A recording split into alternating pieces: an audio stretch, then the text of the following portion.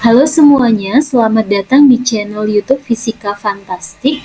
Bertemu lagi dengan saya Catur Agung Widyastuti. Nah, kali ini kita akan belajar tentang materi induksi elektromagnetik. Nah, materi awal, submateri awal yang akan kita pelajari di induksi elektromagnetik adalah mengenai flux magnetik. Nah, apa sih flux magnetik itu? Flux magnetik itu bisa diartikan dengan banyaknya garis-garis medan magnet yang menembus suatu luasan.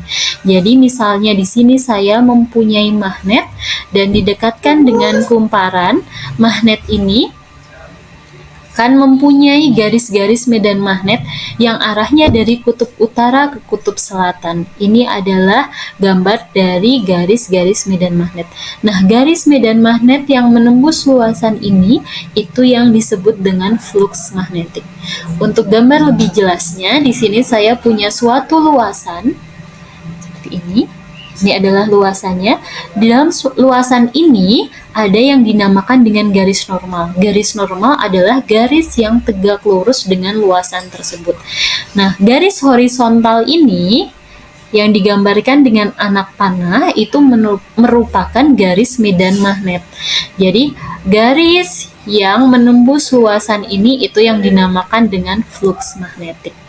Flux magnetik sendiri itu bisa dirumuskan dengan C sama dengan B dikali A cos theta, di mana C ini adalah flux magnet dengan satuannya adalah Weber, B itu merupakan medan magnetnya dengan satuan Tesla, A adalah luas permukaan satuannya meter persegi, dan theta merupakan sudut yang dibentuk medan magnet dengan garis normal bidang. Jadi, ketika ini adalah garis medan magnetnya yang arahnya horizontal, theta itu adalah sudut yang dibentuk antara garis medan magnet dengan garis normalnya. Ini adalah tetanya. Seperti ini. Nah, bagaimana jika tetanya adalah 0? Jika theta adalah 0 atau medan magnetnya ini tegak lurus dengan bidang, maka flux magnetik bisa dirumuskan dengan flux sama dengan B dikali dengan A. Kenapa? Karena tetanya 0, maka cos theta itu sama dengan 1. Jadi flux sama dengan B dikali dengan A. Nah, untuk selanjutnya kita akan mempelajari tentang hukum Faraday.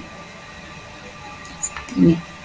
Nah, Faraday ini dia menerangkan bahwa ketika ada magnet digerakkan keluar masuk kumparan itu ternyata akan menghasilkan arus dan GGL yang dinamakan dengan GGL induksi.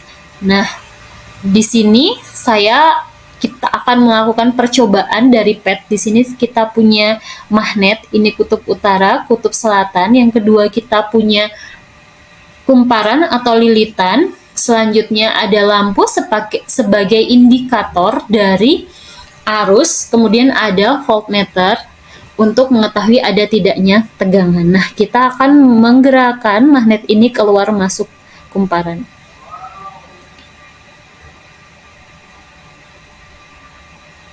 Nah, bisa kita lihat ketika kita menggerakkan magnet keluar masuk kumparan, ternyata lampunya menyala. Ini adalah sebagai indikasi bahwa ada arus yang mengalir dari gerakan magnet tersebut.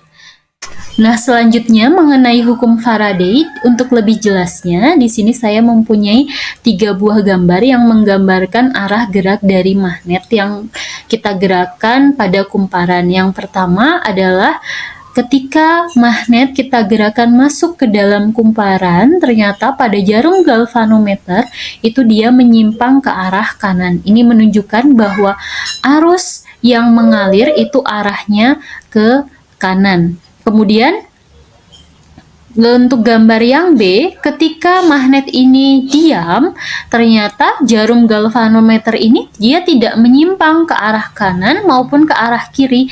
Ini menunjukkan di sini tidak ada arus yang mengalir ketika si magnet ini diam. Kemudian untuk gambar yang ketiga, itu ketika si magnet ini kita gerakan menjauhi kumparan atau keluar dari kumparan, ternyata jarum galvanometer ini dia menyimpangnya ke arah kiri. Ini menunjukkan bahwa arus listriknya itu bergerak ke arah kiri. Nah, seperti ini. Nah, ternyata dari hukum Faraday ini, dari percobaan Faraday ini, kita bisa mengambil kesimpulan bahwa induksi elektromagnetik itu adalah gejala munculnya gaya gerak listrik atau kita singkat dengan GGL, induksi pada suatu penghantar atau konduktor akibat adanya perubahan flux magnetik sehingga menimbulkan arus induksi. Jadi ketika magnet ini kita gerakan masuk atau keluar dari kumparan, itu akan terjadi GGL induksi. Nah, GGL ini karena ada GGL atau beda potensial, maka mengakibatkan adanya arus induksi. Arusnya itu bisa kita lihat dengan bergeraknya jarum galvanometer ke kanan atau ke kiri. Seperti itu. Nah, GGL induksi itu kita rumuskan dengan epsilon sama dengan negatif N dikali D flux per dt, atau epsilon sama dengan negatif N delta flux per delta T, atau delta ini nanti bisa kita jabarkan ke flux sama dengan negatif N flux 2 dikurangi flux 1 per T2 dikurangi T1, di mana epsilon itu adalah GGL induksi, satuannya adalah volt, kemudian N itu adalah banyaknya lilitan dari kumparan, flux psi, tadi udah kita pelajari ya, psi itu adalah flux magnetik, satuannya adalah Weber, T itu adalah waktu atau sekon. Nah, kenapa di sini ada negatif? Ini berdasarkan dari percobaan dari Lenz atau kita namakan dengan hukum Lenz. Hukum Lenz ini menyebutkan bahwa arus induksi yang timbul dalam kumparan menghasilkan medan magnet yang berlawanan arah dengan medan magnet yang menghasilkan arus induksi tersebut. Contohnya seperti ini bisa kita jelaskan.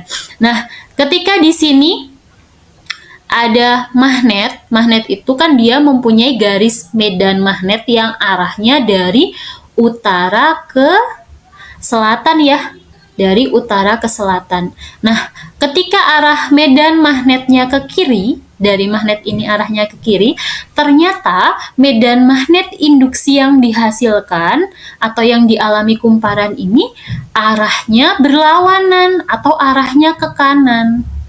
Seperti itu. Nah, ini kita bisa gunakan kaidah tangan kanan.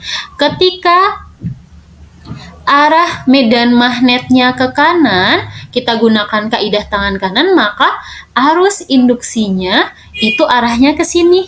Ini ya, sudah ada ininya. Jadi arus induksinya ke bawah. Nah, arahnya ke sini, sehingga jarumnya itu nanti menyimpangnya ke arah kanan. Seperti itu.